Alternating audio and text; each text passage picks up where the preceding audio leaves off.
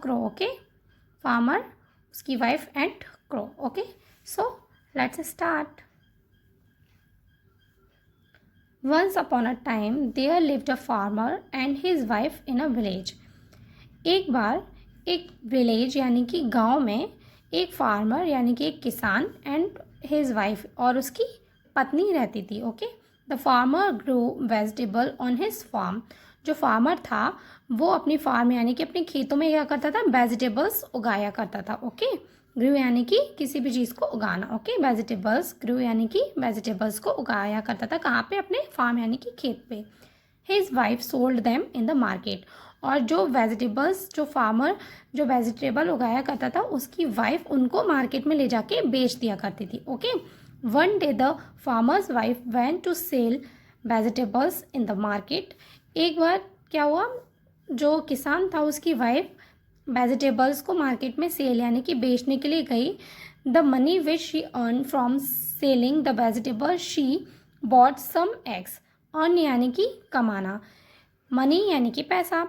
तो जो वेजिटेबल उसने मार्केट में जाके बेची और जिनसे उसने उसको जो पैसा मिला उसने उनसे कुछ एग्स खरीदे. क्या खरीदे? एग यानी कि अंडे खरीदे. Okay, then she set on her horse to go home. फिर उसने क्या किया, जब वो उसने क्या उस मनी से उसने कुछ अपने एग्स खरीदे, जो उसने सब्जियां बेची थी, वेजिटेबल्स बेची थी, उनसे उसने कुछ एग खरीदे. फिर वो अपने हॉर्स पर बैठकर अपने घर की तरफ चल दी. She carried the basket full of eggs in her lap. उसने जो कैरीड यानी कि उसने अपने पास रखी. कहाँ पे? बास्केट में.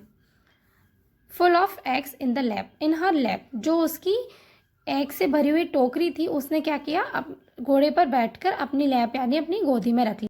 She was very excited with the profit made during the day.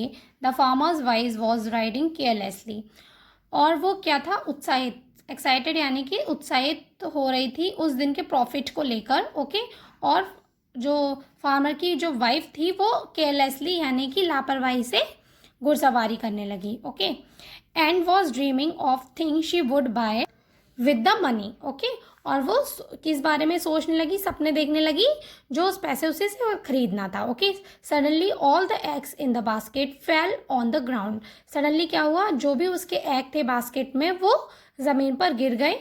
And broke यानी टूट गए. The farmers wife was unhappy, very unhappy. जो फार्मर की जो वाइफ थी, अनहैप्पी यानी कि दुखी होना, वो बहुत दुखी हुई.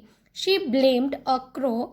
वो एक ब्लेम यानी कि किसी को दोषी ठहराना, वह एक क्रो को दोषी ठहराने लगी.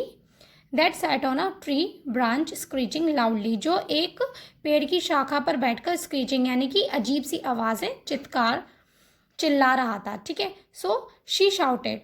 वो उस पर चिल्लाई. फूल, बेवकूफ़. Why did you make so much noise. तुम इतना शोर क्यों कर रहे हो. I was surprise to hear your unpleasant voice and so all the eggs broke. मैं तुम्हारी अनप्लेजेंट यानी कि जो मैं तुम्हारी अप्रिय आवाज़ सुनकर आश्चर्य या हैरान हो गई, जिससे कि सारे जो एग्स थे गिर गए और टूट गए. Okay, the crow replied, lady you were not careful while riding and you were lost in your thoughts. जो क्रो था उसने उस लेडी को क्या रिप्लाई किया, उसने बोला कि जब आप राइडिंग यानी कि घुड़सवारी, जब आप घुड़सवारी कर रही थी तो आप बिल्कुल भी केयरफुल नहीं थी यानी बिल्कुल भी सावधान नहीं थी. ओके, और अपनी सोच में खोई हुई थी. You should not blame me for your fault. और आपको अपने फॉल्ट यानी कि अपनी लापरवाही पर, अपने फॉल्ट पर मुझे दोषी नहीं ठहराना चाहिए. The farmers wife was ashamed of her behaviour.